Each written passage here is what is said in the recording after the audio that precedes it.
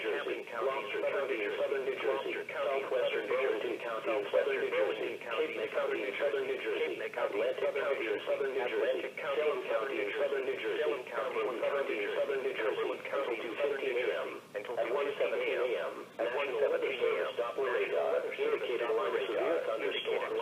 These severe storms extended from LA to Melville to Rio Grande, moving northeast at 30 miles per hour. These storms are capable of producing 1-inch diameter hail or damaging winds in excess of 60 miles per hour. Severe thunderstorms will be near Woodstown and Vineland around 1:25 a.m. Stone Harbor and correspondent around 1:30 a.m. Brain and Avenue around 1:35 a.m.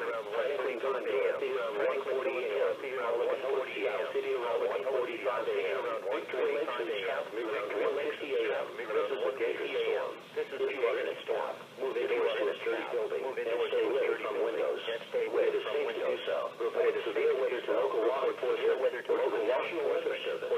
Repeating, a severe thunderstorm warning has been issued until 2:15 a.m. for the following counties in New Jersey, Atlantic, Burlington, Atlantic,